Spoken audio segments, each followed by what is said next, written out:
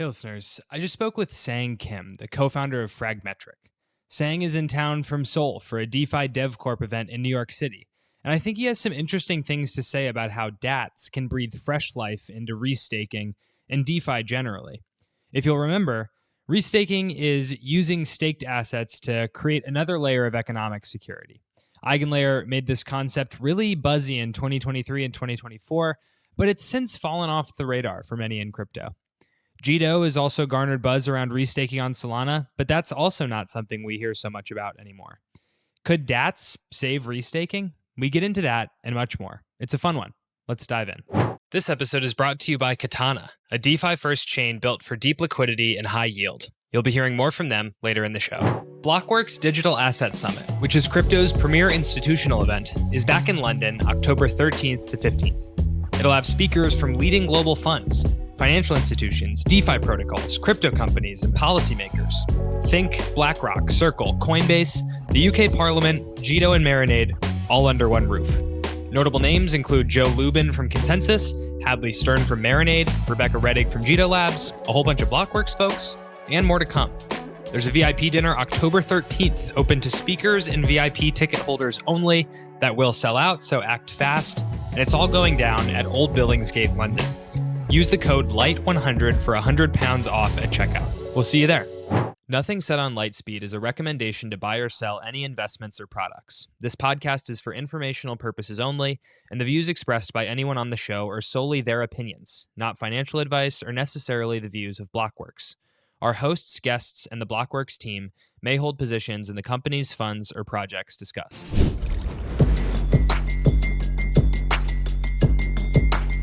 Hello and welcome back to another episode of Lightspeed. I'm your host, Jack Kubanek, joined today in the office in the US by Sang Kim, co-founder of Fragmetric. He's in town for a couple of days, so I had to bring you into the office. Sang, thanks so much for joining me. It's an honor to be here. So I happened to meet Jack yesterday and just got to here to shoot a Lightspeed here. Yeah, excited to have you on.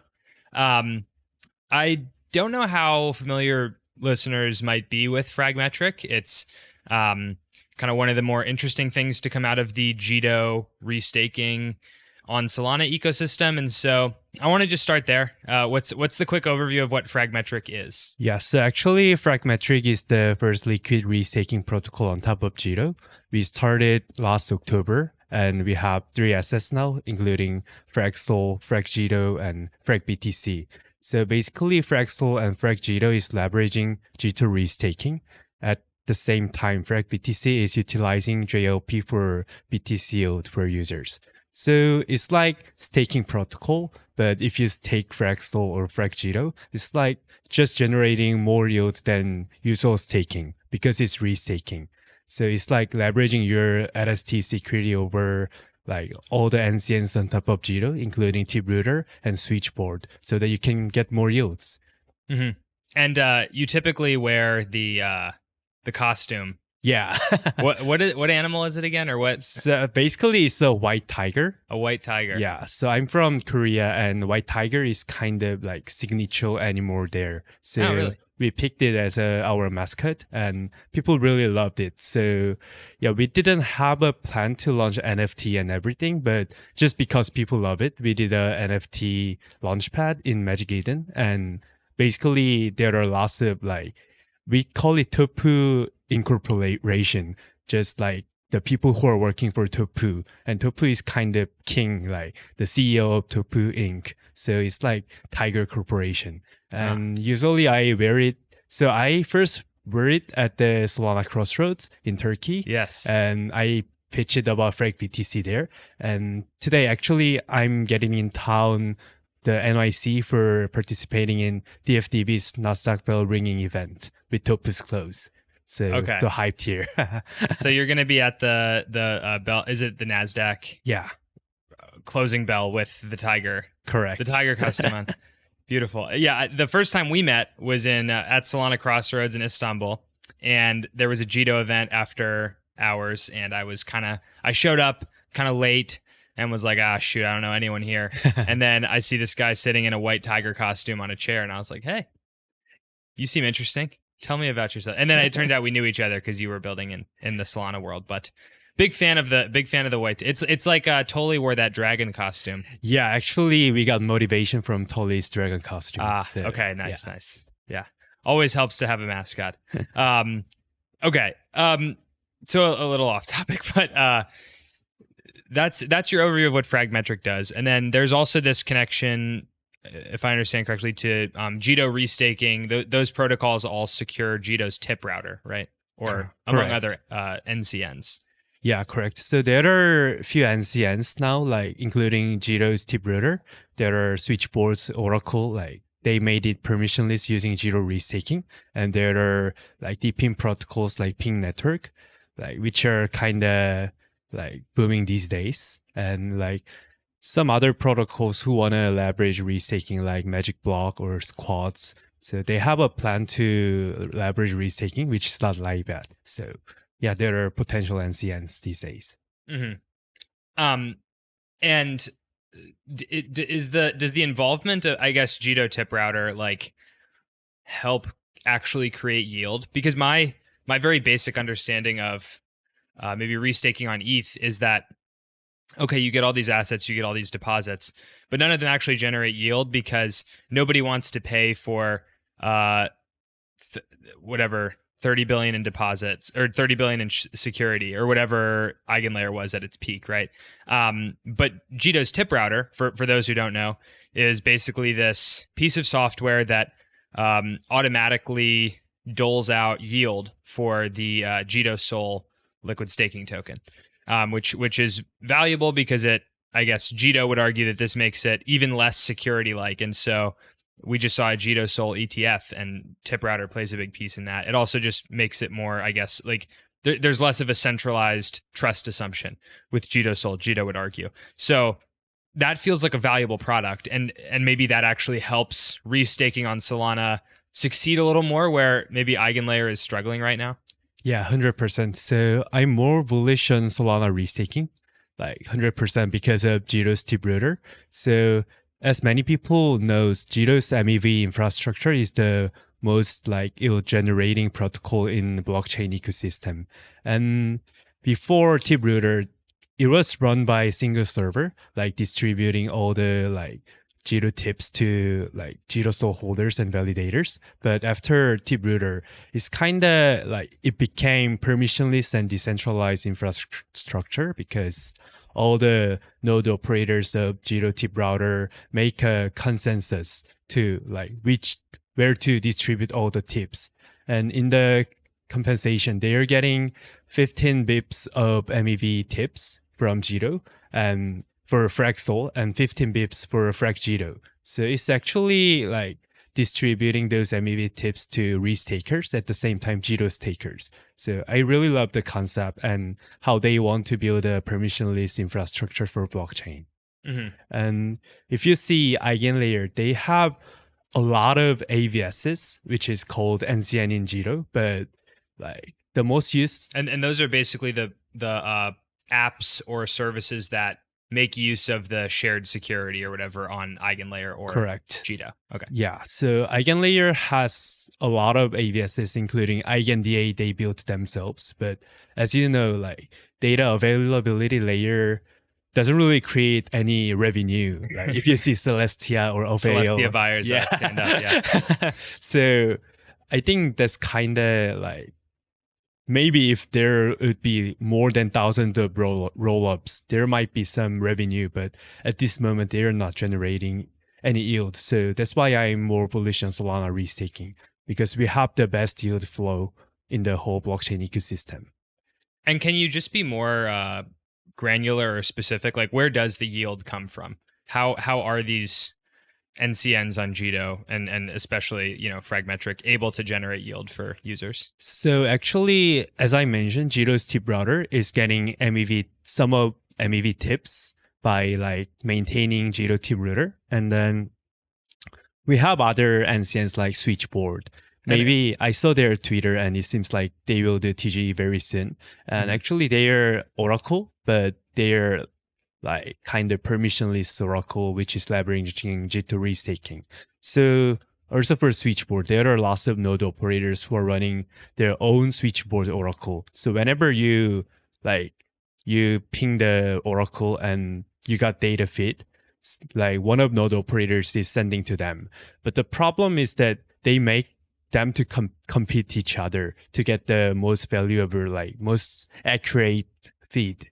So that's how they want to like leverage it to restaking. And we're delegating Solana to lots of switchboard node operators so that we rebalance their delegation based on their like correctness of their data feed. So that's how they leverage restaking for Oracle. And also there are some like Oracle AVS on top of Eigenlayer, but the problem is that like people don't really use. But for switchboard, as I know, like most of Solana, even for us, we're using switchboards Oracle, so they are already generating some yield. And it's great to see they are gonna like distribute some of their yields to restakers by getting security.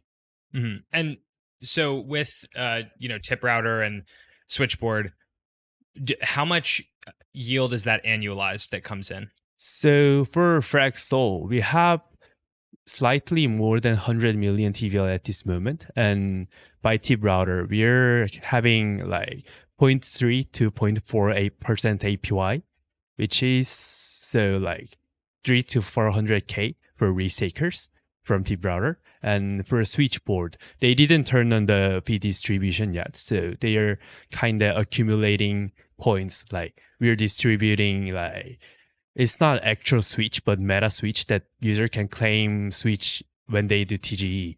And Gotcha. after the TGE, they're going to distribute the switch token to users. And this is what our technology like came and we built. So when I see Eigenlayer, the problem is that there are lots of LRTs like liquid restake tokens from either Fi or Renzo. But the problem is that if EigenDA wants to reward restakers with Eigen token, they don't have actual solution to distribute those tokens to restakers because they hold LRTs, but they cannot airdrop every day because it costs a lot. Yeah. So what they are doing is just swapping all the AVS tokens to ETH and just add. So it means that they're gonna sell all the AVS token every time it generated. So I wanted to solve this problem from the like very beginning of Fragmetric. And that's why we are utilizing token 22, which is no one used for FragSol. So if you see FragSol is built by token 22, and we need to wrap it to using DeFi because it's token 22. And probably wait, can you explain why that is? So so I wanted to solve the token distribution problem. So there's one feature named transfer hook in token 22. Mm-hmm. And whenever user transfer FragSol to another user, the transfer hook is calling our program and we're like recording all the transaction histories so that we can distribute these like AVS/NCN tokens to users. And that's like, we built it to calculate their holding period. So that's how we're gonna distribute switch tokens user. So that we don't have to swap all the switch tokens to SOL. Mm-hmm. So that's why like lots of NCNs are doing exclusive partnership with Fragmetric. And I think that's our big advantage here because no NCNs wanted to sold their tokens at the market, right? So I'm pretty sure that they will 100% choose Fragmetric as their vault partner. And why is it that no one uses token 2022? I've like seen this alluded to, but I'm not. I think it's because it's really hard to integrate with other DeFi protocols because like all DeFi protocols built basically with SPL tokens. Mm-hmm. So we struggled with this problem in the very beginning. We built token 22 tokens, but no one wanted to use this in like Camino, Orca. It was really hard to integrate. So we made the hard decision to wrap it. So you need to wrap it to wrap FragSol into wrap FragSol to use in DeFi protocols. Incubated by Polygon and GSR, Katana is something different. A purpose-built DeFi chain that's focused on giving the best experience possible. It does this by sustainably generating deep liquidity and sustainable, real yield. Katana is built from the ground up, with DeFi mechanics to keep your bags from just sitting idle. All you need to do is use your favorite protocol, and Katana mechanisms do the rest of the work for you. Katana is launching with a notable ecosystem of primitives, assets, and partners including Morpho, Sushi, Lombard, Chainlink, and Yearn. Katana is a DeFi-first chain, built for deep liquidity and real yield, by redirecting chain revenue back to active DeFi users. The 1 billion CAT campaign is live. Bridge and deposit directly into vaults in one simple click, and start earning immediately on your ETH, BTC, USD, and more. Thank you to Eigenlayer for making this episode possible. Corporate and protocol treasuries face a major challenge today. Cash and traditional instruments are losing ground to inflation. ETH, SOL, and other proof-of-stake digital assets offer a unique solution. Exposure to the asset's performance, along with access to long-term, sustainable staking rewards that are uncorrelated to traditional interest rates. Using institutional-grade liquid staking tokens unlocks access to capital efficiency for advanced management strategies, while restaking provides the opportunity to participate in the core infrastructure powering the verifiable cloud. For CFOs, DATs, and corporate treasurers, the path to integrating liquid staking and restaking should be risk-managed and aligned with long-term strategic goals. The Productive Treasury Report outlines practical adoption and a forward-looking vision for the role of the modern treasury as a strategic enabler of new technology. Thanks again to Eigenlayer for sponsoring this episode. As always, investments in blockchain technology involve risk. Terms and conditions apply. Do your own research. That's, I guess, like an overview of the restaking world. Something crypto people are well familiar with at this point. When we were speaking previously, what kind of interested me and what I want to dive into a little bit with you saying is we were talking about DATs. Yeah. And you were mentioning how there's this question of where is the DAT trend going to go? It's extremely frothy right now. We see a new $1 billion+ treasury raise, or attempted treasury raise, I suppose. Every week it feels like there's a couple of these coming to Solana now. And where's this all going to go? What why is this not going to blow up and create a crypto winter? And the argument you were making is that some of these DATs can actually, especially the Solana DATs, can invest in DeFi. And if you look at something like Fragmetric that needs to find TVL sources to create yield, these treasury companies with tons of SOL sitting around need to do something with it. And obviously you're in town for DeFi Dev Corp's NASDAQ bell ringing. So yeah, hopefully I didn't steal your thunder too much or give too much away, but say kind of what your idea is of how DATs and restaking can kind of work together. Yeah, so actually I told Jack that I strongly believe that all the Solana DATs will bring Solana DeFi summer yesterday. It's not a financial advice, but so actually the reason is that the DAT boom is like started by MicroStrategy, but I think there are lots of ETH DATs these days, like Bitmine or like I forgot the name, Sharplink Gaming or Ether Machine, but also like it's coming to Solana, right? Like everyone like is announcing that they are doing like 1 billion pipe, and like 2 days ago, Sharp Technology announced that they're doing 400 million Solana, and the FDV has more than 300 million of Solana. So like, but the problem is that as many people know, Solana has really big inflation rate. And for that, the most biggest problem they need to solve is how to hedge this inflation. So in my personal opinion, I think in this free market, like retails have to choose one that's in between more than 10 of Solana DATs. And I think it depends on how much yield they are generating. So for example, the FDV is like they launched their own LST named DFDV Sol with Sanctum, and they are restaking it with Fragmetric, and they are getting Frag Sol, and they made it as a PT Frag Sol for the like 10% fixed yield in Exponent, and then they landed in Camino, so they are generating like 11 to 12% yield per year. So I think it's decent number, and it can exceed the Solana inflation rate. So if they accumulate more Solana, they need to utilize this Solana in more DeFi ecosystem so that they can make better yield for like retails. And their major goal is to achieve the best SPS, which is stands for SOL per share. So I think it will help a lot of SPS growth.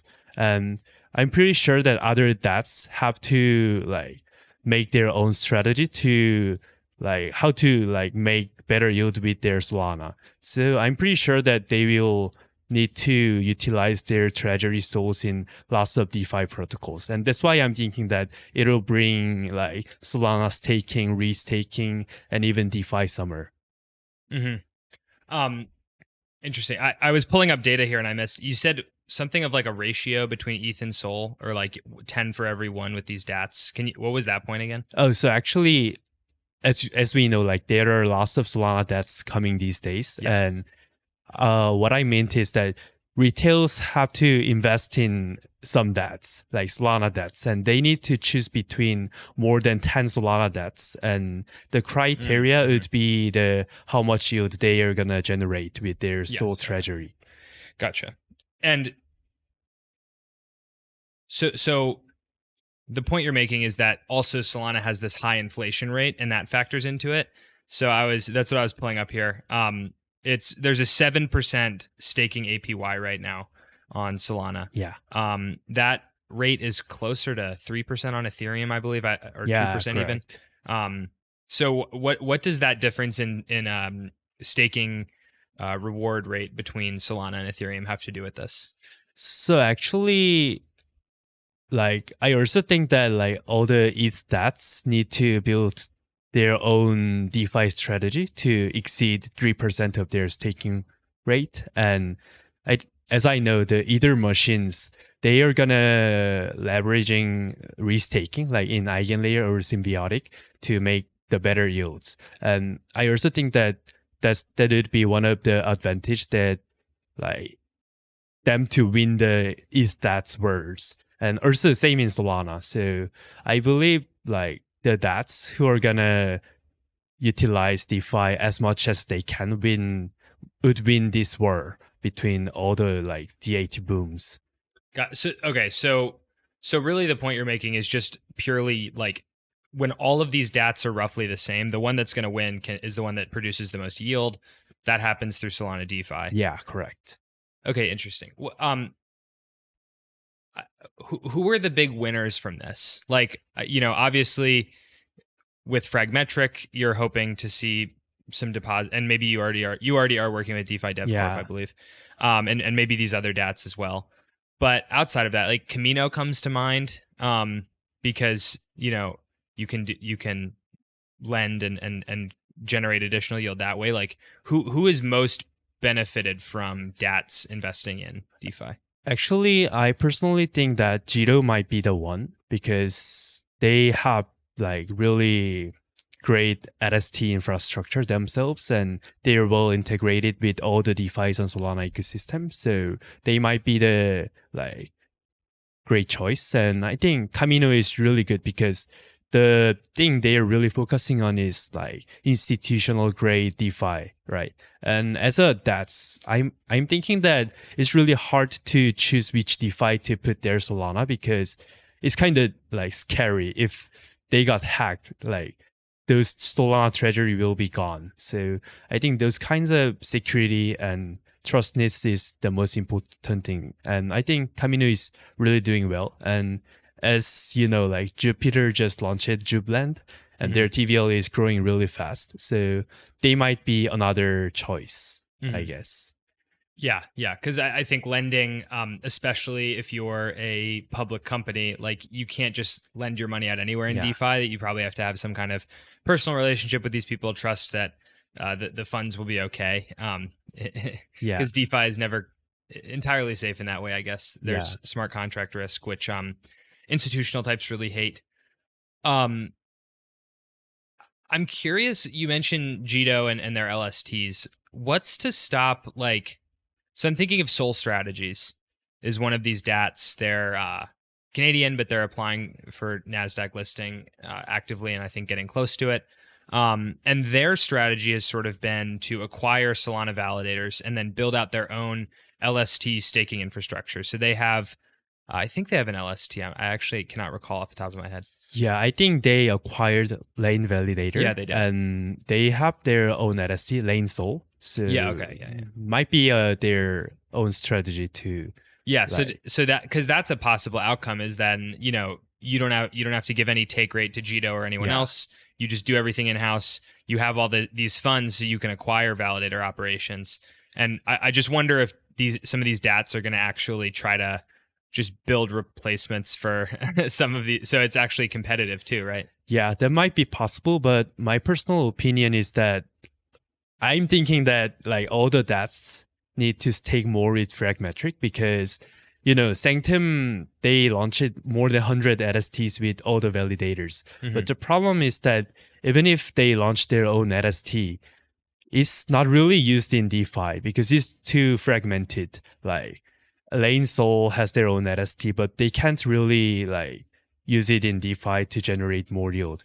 But what we are doing with FragSoul is that we are accepting all kinds of LSTs. So you can like take Jup Soul, DFDV Soul, Jito Soul, whatever with Fragmetric and get FragSoul. And we are making kind of unified liquidity here so that you can leverage this FragSoul. Like at the same time, you're not lose stake because you're using your LST to get FragSoul, and you can leverage this FragSoul in Exponent, maybe like yield trading protocols to get fixed yield with PT tokens. So I think eventually all the even though they have their own validator, eventually all the DATs will be using the LSTs or RRTs, which have like kind of unified liquidity itself and well integrated with all the DeFi protocols. Mm-hmm. And if anyone's still kind of struggling to just like make sense of what Sang is saying here, it's just say you have Jito Soul or Jup Soul or whatever LST, like you deposit it into the Fragmetric protocol or whatever. Yeah.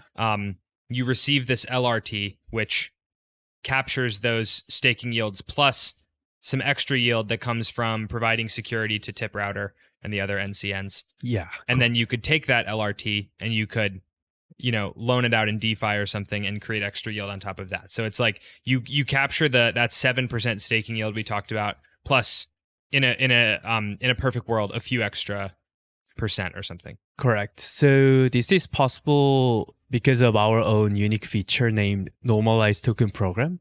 Actually, it's funny that it was like Lucas's idea, the CEO of Jito Labs. Mm-hmm. When we first built like Fragmetric, we had a lot of discussion, and I'm kind of worried because if we launch like LRT/VRT per all the LSTs, there will be like more than hundreds because Sanctum made hundreds of LSTs. So I wanted to solve this problem. So I discussed with Lucas about this, and his idea was make kind of like index, like with all the LSTs, and make its own pool, like infinity pool, and mint normalized SOL in the behind and restake this normalized SOL in the Jito restaking.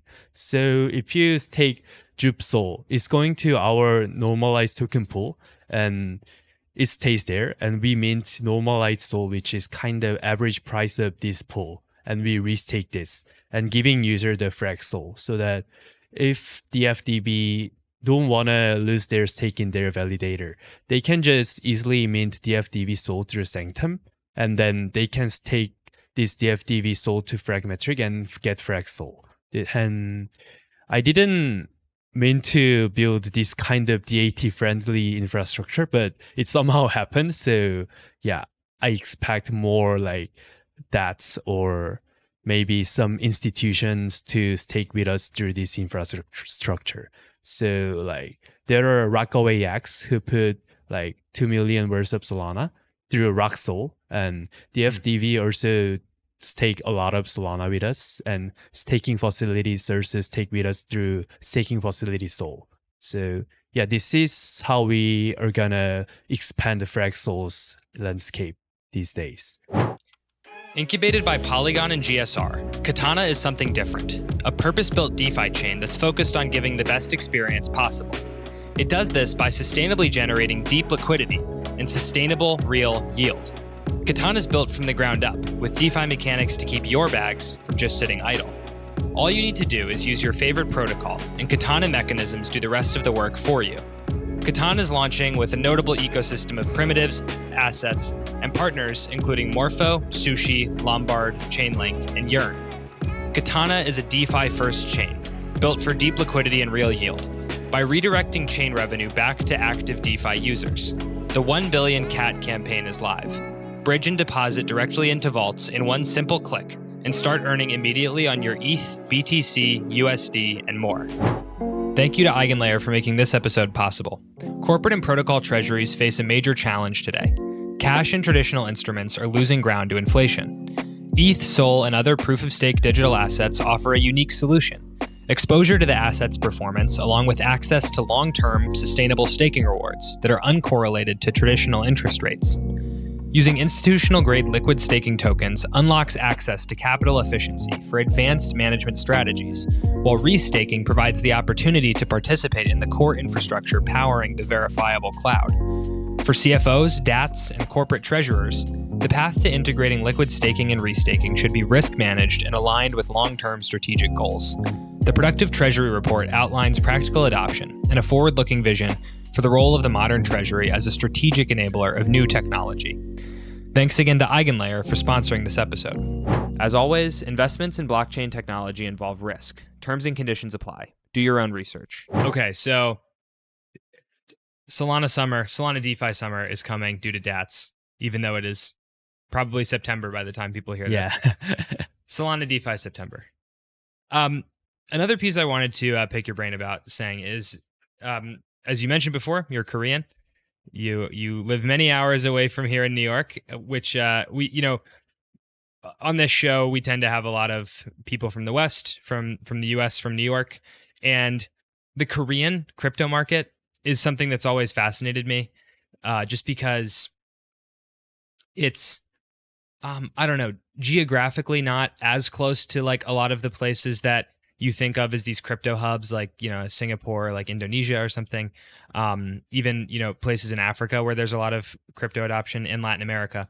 Randomly, South Korea is just such a huge market. And they'll say that like a lot of protocols think they're getting this like organic PMF, but they just got listed on Upbit, which is the Korean exchange. And like, just by virtue of being listed in Korea, you get all of this inflow of adoption.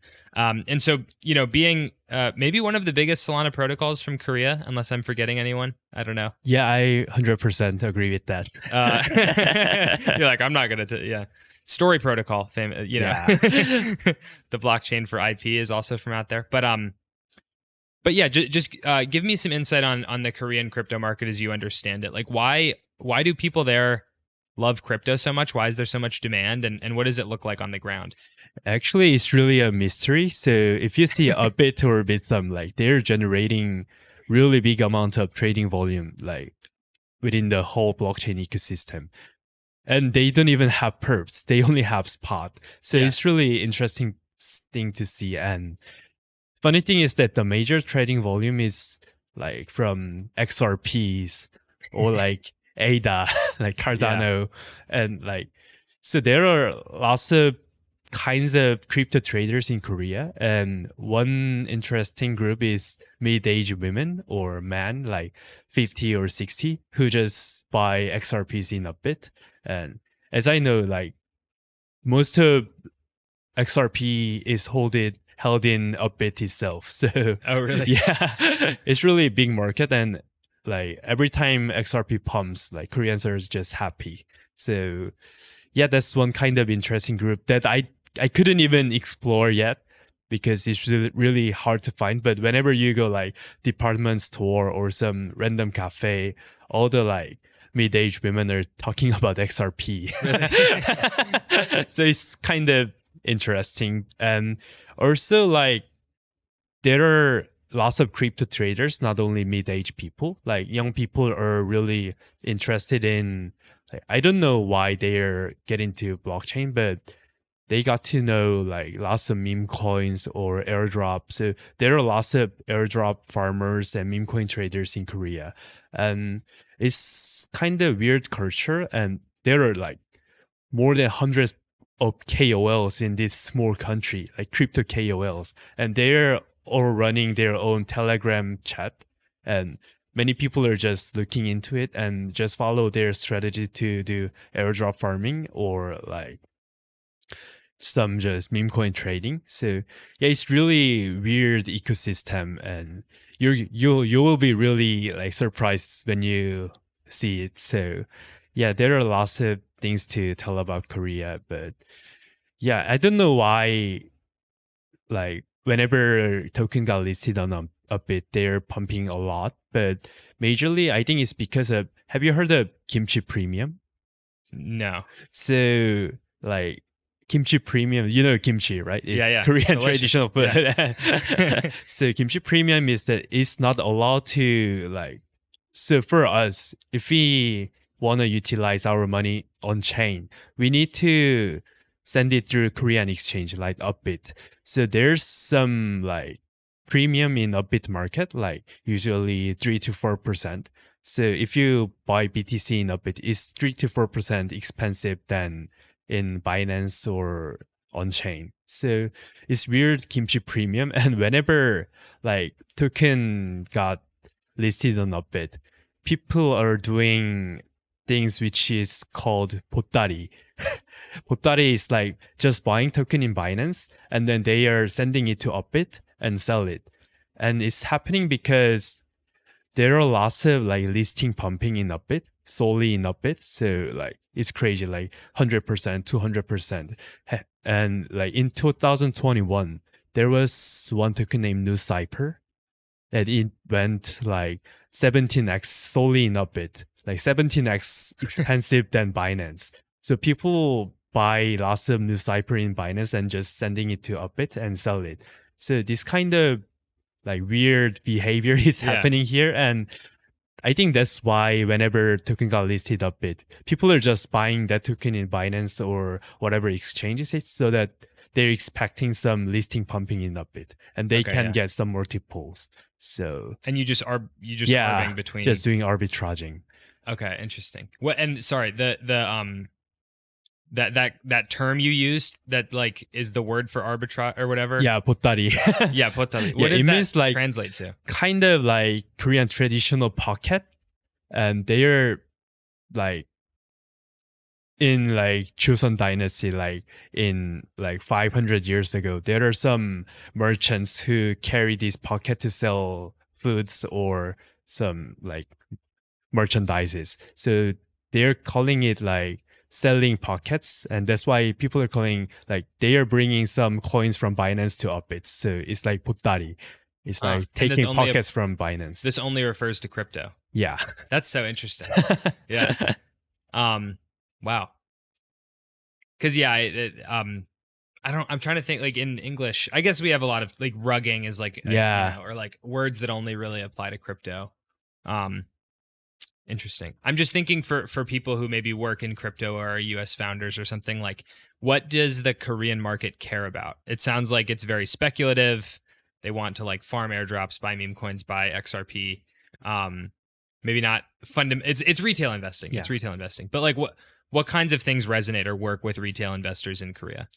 So it's really hard to like make criteria of what they really like, but like there's some trends. So these days, people just like what like projects who has high possibility to be listed on Upbit, in my opinion. And these days, there are some weird trend in Korea that all the projects are doing meetups, like the IRL meetups in Korea, and they're just like throwing their merches there and like t-shirts and everything, and they are like buying some great foods to people. So one great example is Eclipse.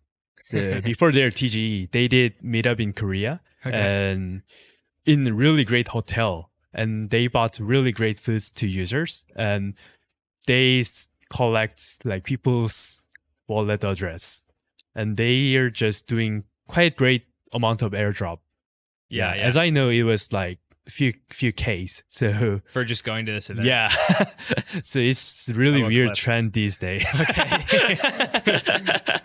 Oh, Eclipse. I'm not going Yeah. to comment further to not get in trouble here, but that is a funny anecdote. Yeah, there are not only Eclipse, but like it's just in my mind, and there are lots of projects like Sonic Labs, the X Phantom. Those guys also did a meetup, and yeah, there are just like hundreds of projects who are doing meetups in Korea, which is good for like Korean F&B. Yeah, it's interesting. I feel like in the US, in my view, there really isn't like a retail crypto scene, or it just never really came back after FTX. I'm sure there's like some people out there that are buying Coinbase or getting the Coinbase app and buying the cheapest token they see, which is XRP, and like that kind of behavior still exists. But I think the major source of demand in the US is institutional. Everyone wants to get in on these DATs. And there's this sense of like Wall Street is the real buyers in the US. Just myself, like I don't know people really who buy crypto unless it's like, oh, I got a little bit of the Bitcoin ETF in my retirement account or whatever it is. But it seems like in Korea, there like truly is a lucrative retail market to tap into. And even if you're doing meetups, like I think in the US, maybe these crypto meetups aren't as big because there's just not as much like organic demand to be involved in these crypto things, which, is a bit of a perception problem that, probably needs to be ironed out over time. But it's interesting to note that there's really a difference between these places that you have to understand if you're going to compare kind of US, APAC, and especially, I guess, the Korean, crypto market. Yeah, actually, I think it's really interesting to see that lots of retailers are doing actual on-chain activity in Korea, because even if they go to meetup, they need to have their own like wallet address. Yeah, never in the US. Yeah, yeah. I think it's kind of like bullish signal as living in Korea. And yeah, as I know, like government is pushing really hard to launch like the KRW stablecoin these days. And yeah, I think like I hope Korea to be like leading crypto native country in future. So interesting. Okay. I guess now that we've talked tokens, I think this is an interesting time to have you on, because Fragmetric is a couple months post TGE. I think early June. You did it. Yeah, we did it at July 1st. Okay. As I remember. July 1st. So yeah, about 2 months post TGE. That's obviously a very stressful period for any founder. Obviously one with a lot of road bumps. I guess just, being a couple months on, the chart looking how it looks and everything, like what have been the learnings, the insights? Like, I guess if you were going to do it over again, or if you had advice for a founder going through TGE, like what have you learned from that? So actually, yeah, it's hard to talk because like our price dropped so much and people hate me. But my intention was I wanted to compensate all the like contributors to Fragmetric really well. So that's why we did like point farming, like user point farming for airdrop. And I think they got pretty great amount of frag after TGE. And of course, we gave them like whitelist for Tofu NFT Launchpad, and Tofu NFT went pretty high after Launchpad. So I think that we compensated really well for like Tofu buyers, or like we did the IDO with Byreal, which is the first like DEX built by Bybit on Solana, and all the IDO participants got pretty great amount of money if they did sell. So yeah, we allocated pretty great amount of money for airdrop because I really wanted to compensate all the contributors. But maybe I was satisfied with how we compensate, but maybe it was not a great decision because eventually our tokens price dropped a lot. And if I can advise some people who are pre-TGE, you need to consider really well about how your tokens price action will be like go. So yeah, it's really hard to tell, but hopefully like everyone is saying that it's buyback or revenue meta, but we're also considering like buyback proposal, but I'm not sure if we are really gonna do. But yeah, after Fraxel can reach some great APY, maybe through some actual restaking yield through Switchboard or Ping Network with other partners, maybe we can proceed some like buybacks after that. But Yeah. I feel like it's a tough time for new tokens in general, yeah, actually. Like, I think about Pump, which, Pump Fun, the revenue is there if you want to talk about the revenue meta. And the token comes out, we report they're going to do a 25% buyback. And I was like, wow, that's pretty nice. 25% of the token. Time goes by, and I believe they start doing 100% buybacks. I forget what the most recent figure is, but they people are dumping the token even after they ICO'd, and they're like, okay, we're doing 100% buybacks, and I think it's still at 3 billion FTV, so it's a 25% drawdown from where they launched. At a sale, the people bought the token. There was no airdrop; like people were literally paying for it. So it's we're just in an interesting market where it's still a bear market. There's still all this DAT hype and stuff, but I think it's if you want to talk about like the ideal market to TGE into, I feel like right now is difficult for some of these DeFi tokens. Yeah, correct. And I think the sentiment for all the small altcoin is really bad.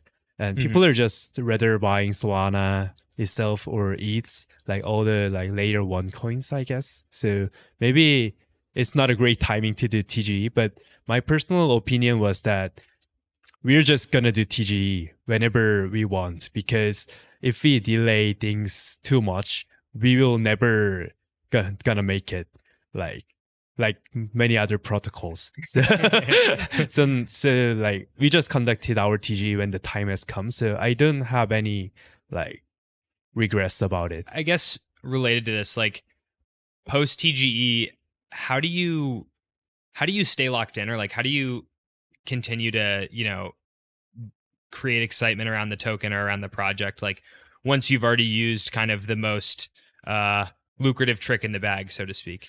So actually that's the thing I really struggle with, I believe. So it's really hard to make really great hype without token airdrop expectation. So actually we reached 330 mil TVL like before post like pre TGE. Wow. And then it dropped to 140 now. So it's like significant drop. But the thing is that we need to keep build this anyway. And that's why I'm here to make some hype with Tofu Close in Nasdaq Bell ringing event. And yeah, just like what I used to do, like just doing what I have to do is what we can do, and just keep building and just believing in the restaking and launching lots of products. Like I think we're really good at launching products, and we're gonna launch our own yield-bearing stablecoin, Frag USD, maybe within this year. So hope that kind of like new product launch can help some token price back. I'm curious, like, and I appreciate you just being like candid about a lot of this. I think with a lot of projects, you'll do a lead up to TGE, and then you'll do some kind of points farming. So like you brought up Eclipse earlier, and they launched this like tap to earn thing. Yeah. And there's like a really interesting chart I saw on Twitter the other day of like the moment they launched that tap to earn and the moment they did their snapshot, and it was like the usage just fell off a cliff overnight. And like you mentioned with TVL, you were at 330 million, and then you lost more than half of that. Do you still think it was worth it to do this kind of points incentivization program? Like, was it worth getting up to 300 million, or in retrospect, would you instead have just stayed at your whatever 100 million, and then the chart doesn't look quite so like rough, So actually, I think this point farming meta came from Blast a while ago. Yeah, true. From Pac-Man. Yeah. And I think he was really smart guy. Whatever happened to Blast? You don't hear much. I don't know.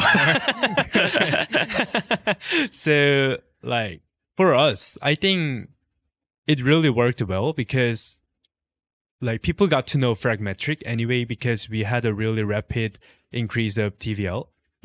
So that I think it was really helpful to bootstrap our early stage like product development. So I think point farming is really like valuable moment of the early stage product. So anyway, we got to be famous and I met you.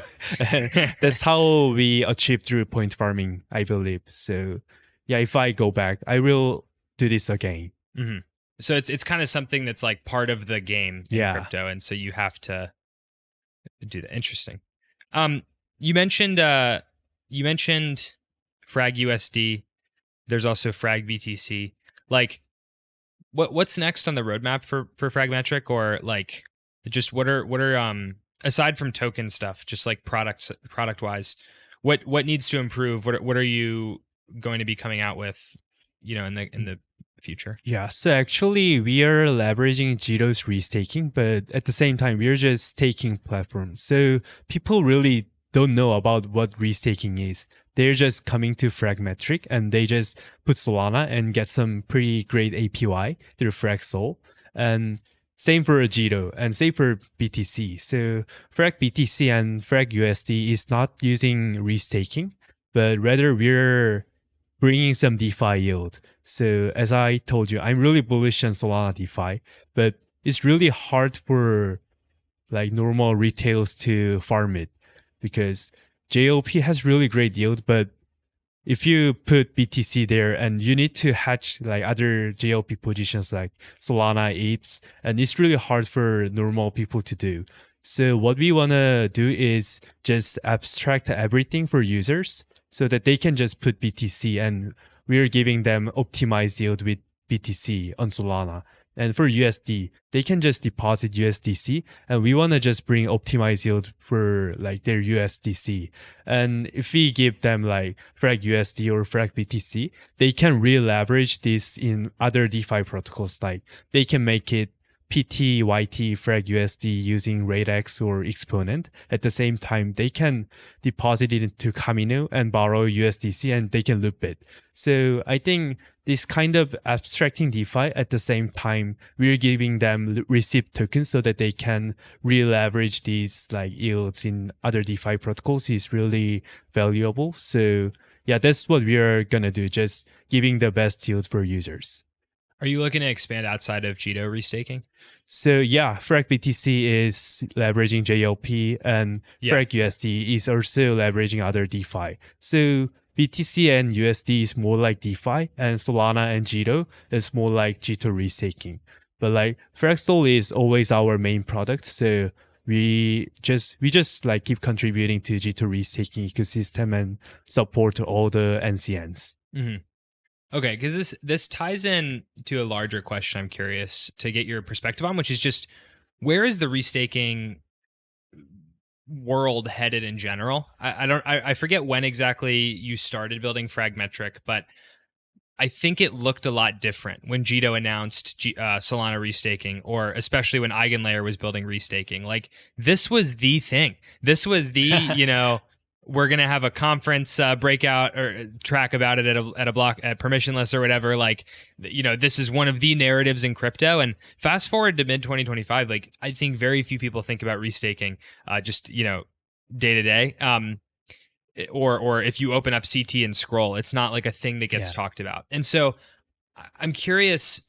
We talked a good bit about why you think that Jito restaking can create yield in ways that Eigenlayer couldn't. And I think one of those reasons is that Jito has a product that people like want to use and is valuable, I guess, with Tip Router. And it didn't I think Eigenlayer grew too quickly. And like hindsight is 2020 on that, but you end up with 20 billion in deposits, which is great until you have to, create yield on 20 billion of security, which no one wants. And so I guess I'm just curious where you see restaking going over time. Like, knowing what we know now, how do you see this space evolving? So generally, I think this restaking technology is really fancy and attractive.